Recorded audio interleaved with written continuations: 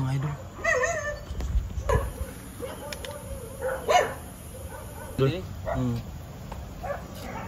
Luwa niyo ang bakiman.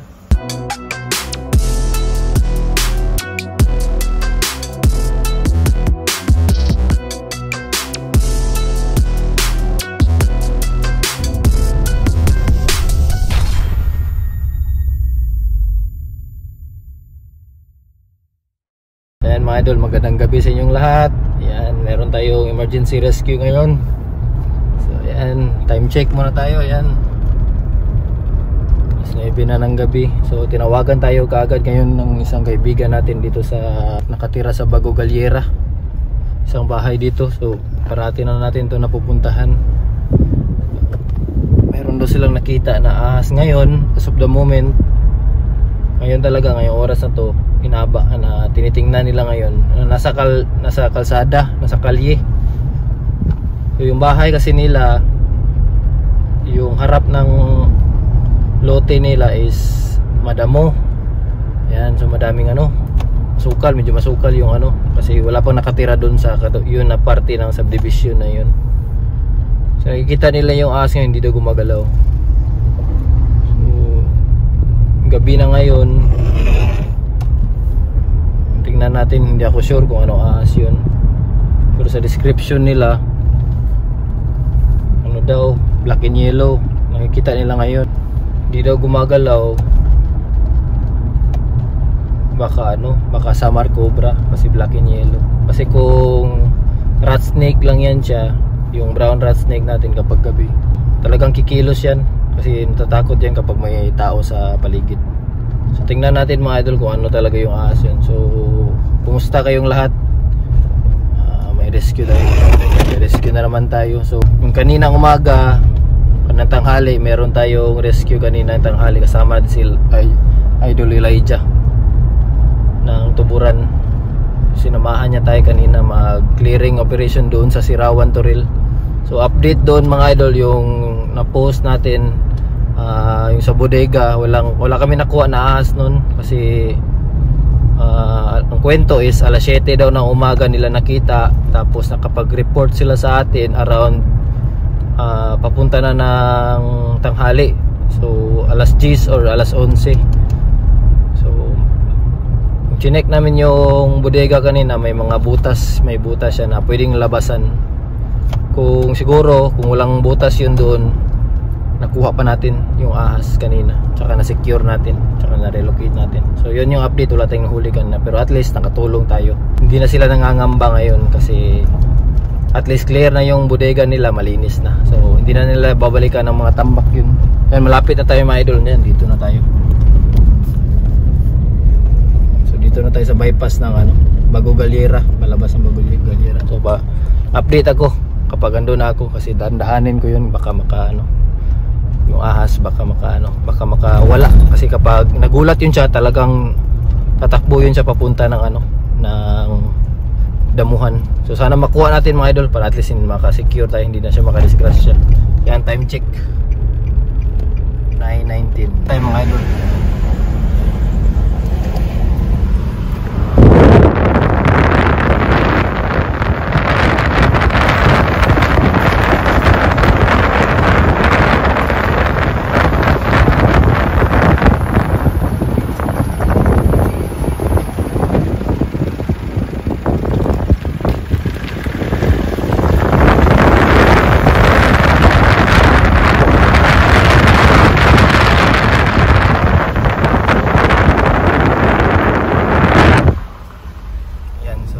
Na-cut mga idol. So, dito lang ako magpa-park sa sa kanto, kasi baka magulat yung ahas. So, andyan lang sa may kanto niyan. Saglit ka mga idol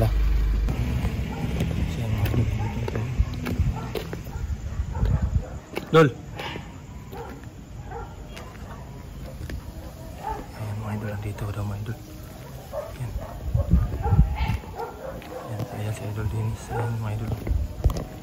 Ayan, so kukunin ko kagad mga idol.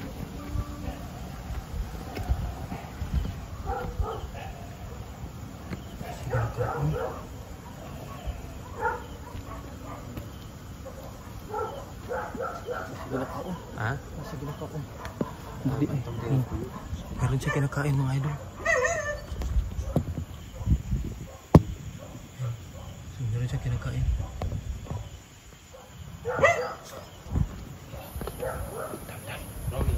Dol. Kukunin ko na mga agad akin baka makawala ba siya. So,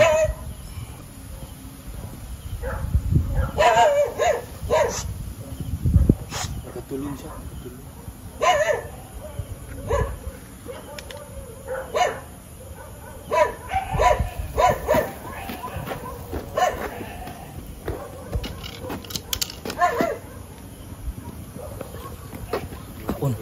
Kaon. Yan mga idol.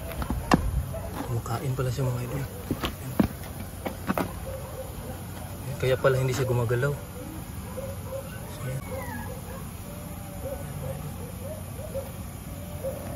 Siguro yung kinakain niya. Kaya pala hindi siya gumagalaw.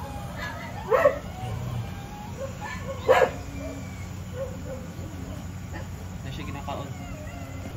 So yan mga idol, medyo malaki na mga idol. Adult na to.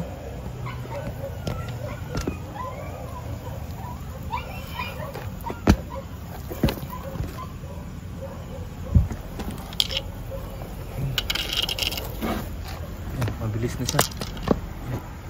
So, gusto niya nung nakawala. Enjoy ka doon kaya akong anahon doon.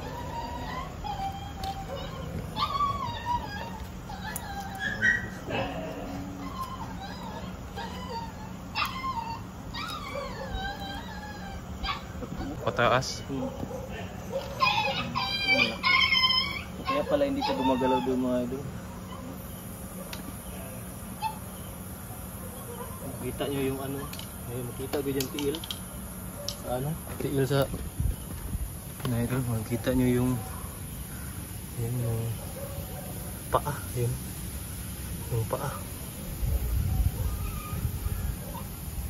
Pero bakit siya niliot yun? Yung kita yung ulo. Yan mga idol, i-secure na natin to. Ito ko ni parking kaya basig makuratan sa bili mo agi ko dili ba. May gani dito po ka kay akong mga iro akong gipantaguan tanan kay basig magsaba pag-abot nimo ba. Yan mga idol. Yan ipapaluwa na natin to sa kanya.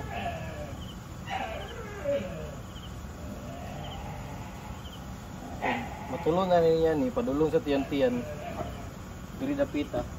Sibat na siya. Kani dili pa siya kasibat ani. Mura pa ni siya kanang ano kanang murag matukan.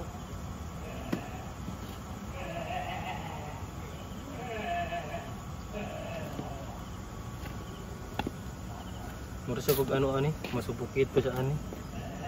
Yan mga idol, buti na lang ang tawagan tayo kagad ni ano, Idol Dennis. Dito. Meron pang ano. Yan. So iluluwa niya na to. Paluwa na lang natin.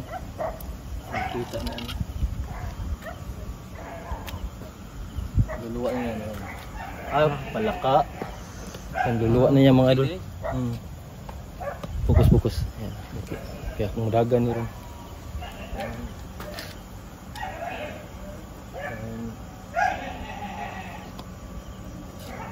Luwa niya ang baki man. Dito siya.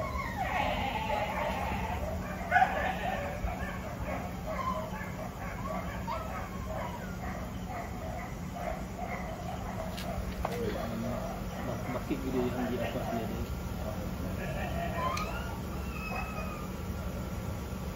Meluak.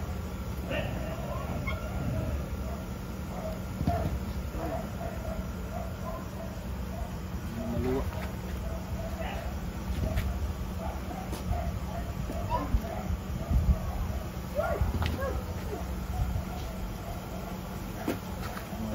Meluak na niya mga idol yung palaka mga idol. So pasok na natin siya. So, medyo nahihilo pa to siya. Medyo ano pa siya.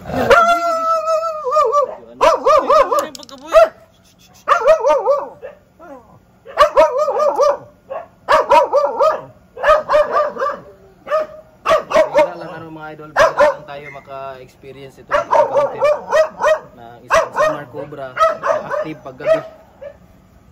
Kasi usually talaga aktibo to sa umaga. So malaki yung factor na ano mga idol, na baka kumukunti na yung pagkain nila dito kasi pwede na silang ano, parang nag-a-adjust sila, nag-a-adapt sila sa depende sa natural ano food source nila, kaya siguro kaunti na yung mga daga or dumadami sila. Dalawa lang ibig sabihin niya na idol. Uy. So either dumadami sila kasi may competition o talaga malaka pala yung kinain mo idol. Kaya pala andun siya. So yan. Buti naabutan natin mga idol. Pasalamat kay Idol Dennis na naman. Silang beses na tayo ano. Yan. Tapo na natin to. Yan. Tapo. Dito na ako ilabay kay baho. Mubaho man eh. Patay na kita. Oh, patay na ni. Yan, patay na mga idol. Ano ko na to. Dispose na natin to. Yan. Ito pa yung palaka. Kintod gyud ay ni. Kintod gyud ay ni. Bata nga kintod. Mo ni tong poisonous di ay, di rin ni ano.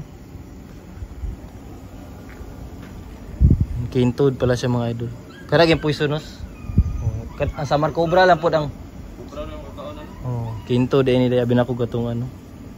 Yan mga idol. Kintod pala siya. Tapong ko na to dito. Ikan gyud ni diri. Moto dira. Kaya mga idol, makikita nyo gano'n ka masukal yung area dito mga idol. So, tapat lang ng bahay nila idol. Dito natin nakuha yung kanina. So, marami talagang ano dito. Maraming basura. Basura man no, diri no? Basura. Hindi ano? Sagbot lang yun no? Yan mga idol. Dito nakita yung ano. Kinto. Dito yung ulo niya kanina. Ayan.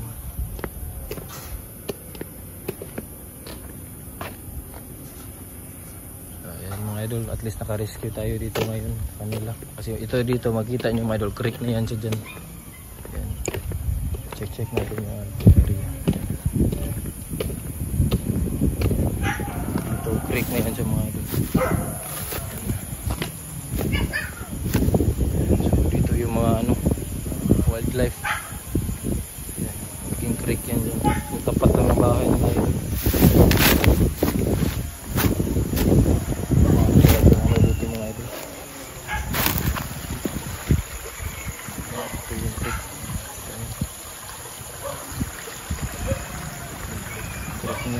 Marami dito ano, sawa, lalaki yung mga sawa dito mga idol. So, kapag malapit ka sa creek, talagang maka-experience ka na maraming ahas. Dito tayo sa barangay Bagong Galdira. Katong nagoy no. Nagbitay.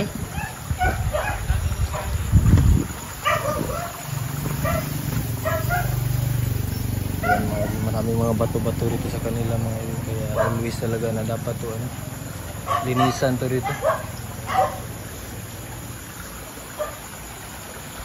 Dito tayo sa gilid. So, maraming mga sawa dito.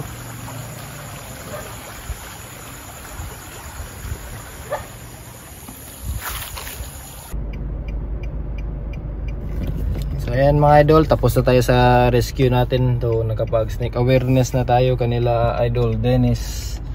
So ayan, so bira lang tayo makarescue ng cobra sa gabi. Pero meron talagang mga instances mga idol na talagang gumagalaw sila sa gabi kapag buong araw hindi sila nakapag hunting ng pagkain nila, kaya tumitira sila sa gabi. Usually kasi kapag gabi mga idol, merong mga nocturnal na mga species gaya ng mga sawa, yung mga reticulated python, yung mga brown rat snake natin. Yun yung mga mostly active talaga pag gabi. Pero pag cobra kasi, summer cobra, umaga sila aktibo. So mas aktibo sila kapag mainit yung panahon. So ito medyo case to case basis lang, di naman lahat talaga ng bilang ng ahas ay talagang merong magkapariha talaga ng pattern at saka behavior. So talagang meron silang kanya-kanyang mga behavior. Sa isa siguro sa 10 merong 2 dyan na pwedeng gumalaw ng gabi, pero yung usually talaga yung natira, yung 8 out of 10 yan is talagang umaga talaga yan sila aktibo. So meron lang talaga mga case to case basis, kaya hindi lang natin exclusive talaga na talagang diurnal siya or active, pero most usually talaga yung sinasabi ko always, usually umaga sila active. Mas talaga mas prominent na nakikita sila, mas often silang nakikita kapag umaga kasi mainit yung panahon. So ayan mga idol, maraming salamat. Sana mayroon tayong natutunan ngayon na rescue. So always maglinis mga idol, tsaka always na i-secure natin yung bahay natin. Gaya ng kila Idol Dennis, meron silang mga aso. So always natin i-secure yung mga aso natin na hindi sila madidisgrasya ng kung ano man, gaya ng palaka, kasi kapag nakain niya ng aso, delikado din. Kung yung palaka hahabulin ng ahas doon sa loob ng bahay nyo, mas delikado din, kasi dalawa sila madidisgrasya. Pwede makadisgrasya sa inyo, buhay nyo, yung mga tao, tsaka always sa mga alaga din. Secure natin sila, okay? So magandang gabi mga idol, tsaka di natin pahaba yung rescue natin kay medyo inaantok na ako. Yan, so time check tayo, yan 9:52. So medyo inaantok na ako mga idol, wala na akong wala nang lumalabas sa utak ko, hindi na ako nakakapag-isip ng maayos, kaya sa susunod na rescue na naman mga idol. Maraming salamat sa suporta. So naka 15,000 subscribers na tayo, so sana mag-subscribe din tayo. Salamat sa mga naglahat ng shoutout, sa lahat ng mga nagsusupport sa atin. Yun kay nagpa-shoutout pala sila Idol Renren Lintang ng Panakan yata yun, relocation, tsaka si Idol Francisco, shoutout sa iyo. So shoutout sa lahat ng mga idol natin dyan dito sa Davao City, mga Davaoenyo, maisog.